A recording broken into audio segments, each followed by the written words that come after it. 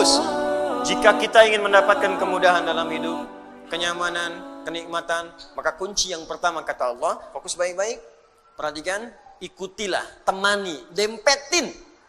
Ya, oleh kita sandingkan kehidupan kita itu dengan golongan-golongan yang paling utama. Wa hasuna ulaika rafiqa. Dan mereka itu sebaik-baiknya model kehidupan yang harus kita ikuti sampai dempet ikuti dengan dekat sekali pola kehidupan mereka. Siapa mereka ini? Mereka itu adalah orang-orang yang selalu taat kepada Allah dan Rasul. Taat.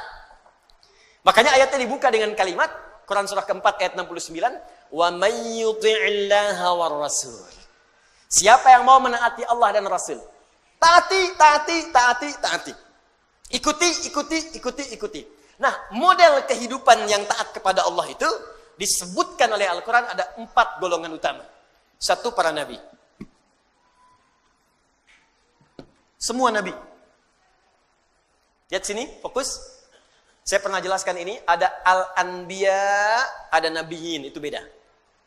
Surah ke-21 namanya apa? Al-Anbiya. 22? Al-Hajj. 23? Gini lah, 114? Anas, Masya Allah. Gampang, cepet ya.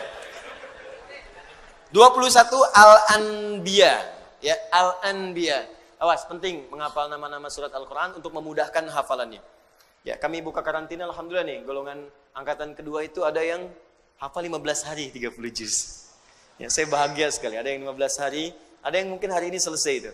Hari ini selesai insya Allah. Ada yang 18 hari, ada targetnya 30 hari, ada 15 hari sudah selesai.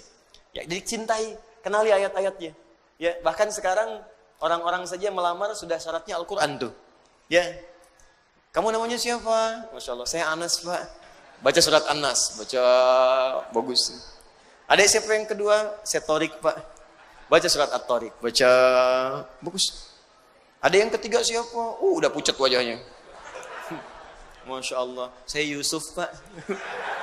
Yusuf. Wah, tapi memang gak hilang akal. Cuman panggilan sehari-hari, kulhu.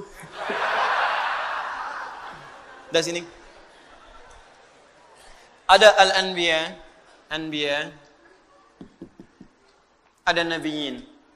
An-Nabiyin. Kalau Anbiya, beberapa Nabi. Karena itu di surah Al-Anbiya tidak dikisahkan semua Nabi.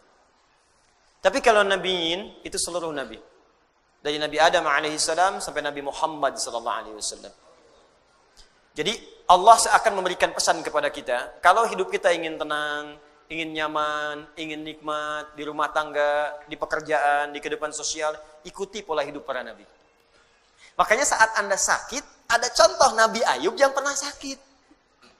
Fokus. Ada yang pernah sakit. Ya Allah, saya sakit kepala, sakit di kaki, sakit di tangan, ya, sakit di kantong, ya, sakit macam-macam. Nah, begitu terkena penyakit fisik, Allah turunkan pola kehidupan Nabi yang pernah sakit. Ada yang ringan-ringan, seperti Nabi Ibrahim sakit. Bagaimana menikmati penyakit itu? Ini yang paling indah. Sakit tapi menikmatinya gitu. Kan kebanyakan orang sakit itu menghadirkan keluhan kan? Makanya dokter bertanya ketika pasien datang, keluhannya apa Pak? Keluhannya apa Bu? Ini ada orang sakit mengeluh. Tapi kalau Anda paham rumus ini, sakit tapi menikmati sakitnya. Pernah nggak ada orang terima sakit? Keluhannya apa? Nggak ada, nikmat semuanya. Terus ngapain Bapak kesini? Cuma buat kasih tahu aja. Orang semua sakit itu ditanya keluhan, yang ini tidak menikmati sakitnya. Nabi Ibrahim sakit. Ketika sakit, Quran surah ke-26 ayat 80. Wa idza maridtu fahuwa yashfin. Kalau saya sakit, pasti Allah sembuhkan. Enggak ada keluhan.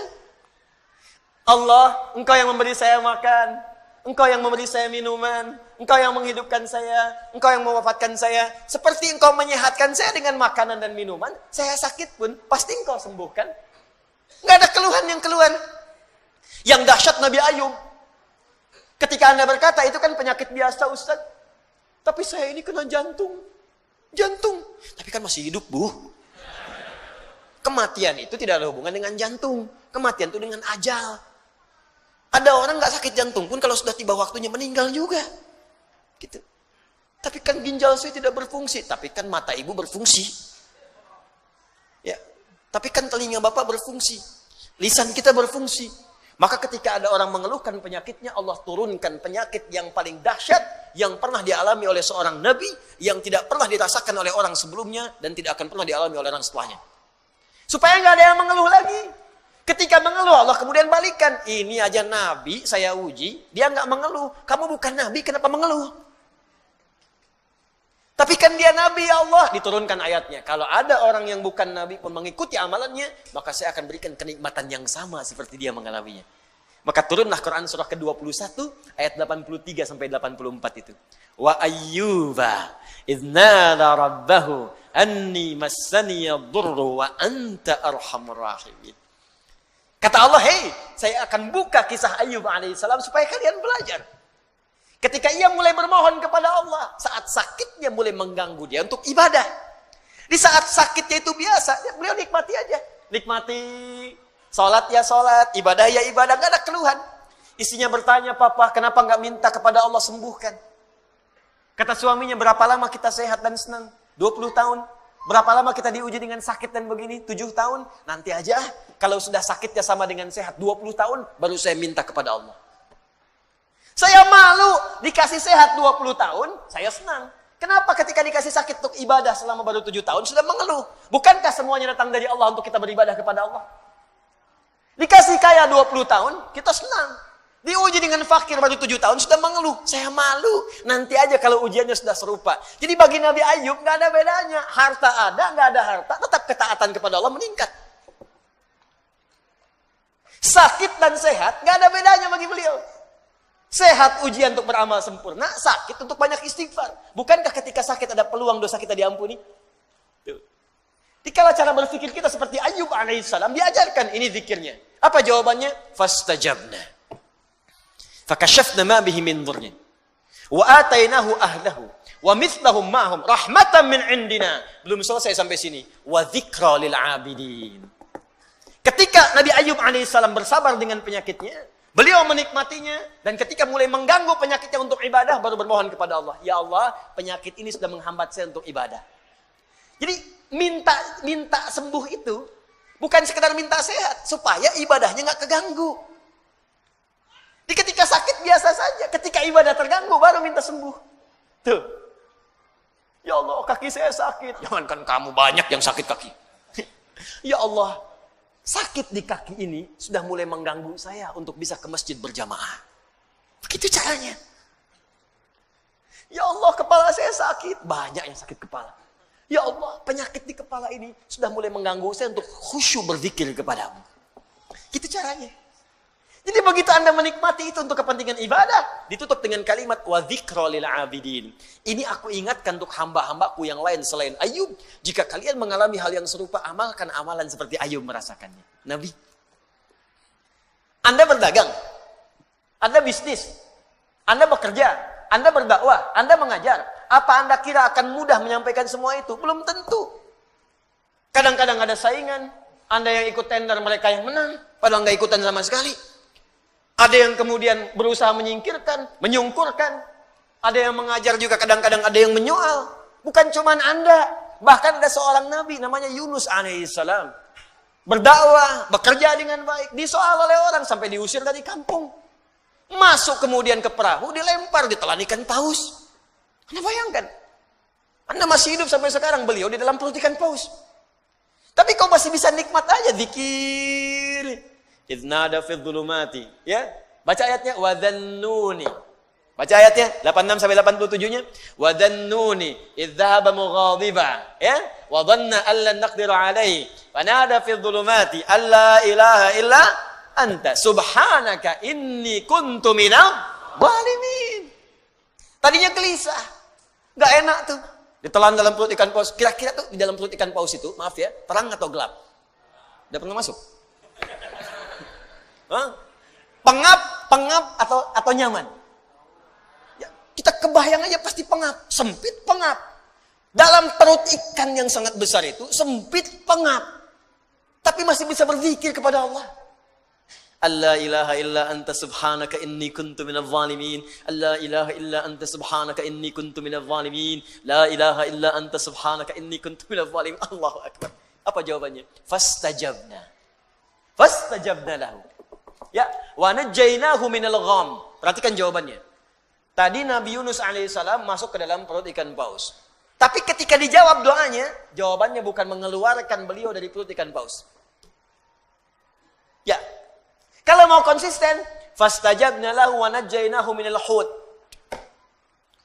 Kami jawab doanya, kami bebaskan dia dari perut ikan itu, kami keluarkan. Tapi yang terjadi adalah kalimatnya indah. Fanajjaynahu minal ghammi. Gham. Apa itu gham? Gham itu awan gelap yang menaungi. Gelap. Tiba-tiba gelap. Bahasa Spanyolnya puek. Udah siang, masih siang, udah gelap. Gelap. Fokus. Jadi ada ghamam, ada gham itu beda. Kalau ghamam itu awan teduh yang menaungi. Ghamam. Al-Baqarah ayat 57. Wa dhallalna 'alaikumul ghamama wa anzalna 'alaikumul manna wassalwa. Paling kiri sebelah bawah. Ayo mana Qurannya? Di ada ghamam, ada gham. Kalau gham itu awan gelap yang menaungi. Maksudnya ini bahasanya tinggi, bukan awannya. Tapi suasana gelap yang mencekam. Kadang kalau orang sedang ngelihat awan gelap, siang-siang gelap, perasaannya bagaimana? Gak enak ya? Gak enak, jalan gak enak, perasaan gak enak. Yang dimaksudkan di sini bahasa kiasan.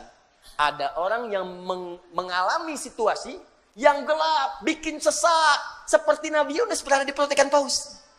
Suasana gelap, bikin sesak. Mungkin tidak harus masuk ke perut ikan. Anda ikut pekerjaan, tiba-tiba dijahili oleh orang. Anda yang difitnah, bukankah gelap? Pulang-pulang siang tapi sudah longlai. Nyampe rumah nggak ada senyum. Anda yang ikut ujian, begitu mau wisuda, ada nilai yang hilang belum sampai, tiba-tiba gelap. Anda yang sudah mau lamaran, besok mau nikah, tiba-tiba pasangan berubah keputusan. Gelap. Seketika kan gelap, ya Allah. Padahal situasi siang. Ya Allah, aku seperti tersambar halilintar. Padahal halilintar gak ada. Ya. Makanya kalimat Qur'annya indah. Allah tidak mengatakan perut ikan pausnya. Allah ingin mengatakan, akan ada orang-orang hambaku, mungkin selain Yunus, yang mengalami situasi serupa dengan Yunus. Pekat, gelap, capek, lemah ya Allah. Walaupun tidak harus masuk ke perut ikan. Karena pekerjaan, karena di rumah tangga, karena di kampus, karena di kehidupan. Tapi Anda amalkan seperti Yunus, dalam suasana di perut ikan pun masih nikmat. La ilaha illa anta subhanaka inni kuntu minadh dhalimin. Perhatikan, begitu Anda mengamalkan zikir yang sama dan menikmatinya, wa kadzalika nunjil mu'minin. Belum selesai. Fanajjaynahu minal gham, kami selamatkan Yunus alaihissalam dari gham, perut ikan. Wa kadzalika nunjil mu'minin. Kalau ada orang-orang beriman setelahnya mengalami situasi yang serupa, bahkan masuk ke perut ikan pun dia berpikir, saya selamatkan kata Allah. Atau bukan perut ikan? Perut rentenir. Kredit yang belum lunas. Riba yang belum tuntas. Lilitan utang. Ya. Kehidupan rumah tangga. Masalah sosial. Minta. La ilaha illa anta subhanaka inni kuntu minadh dhalimin. Uang belanja belum kunjung datang. La ilaha illa anta subhanaka inni kuntu minadh dhalimin.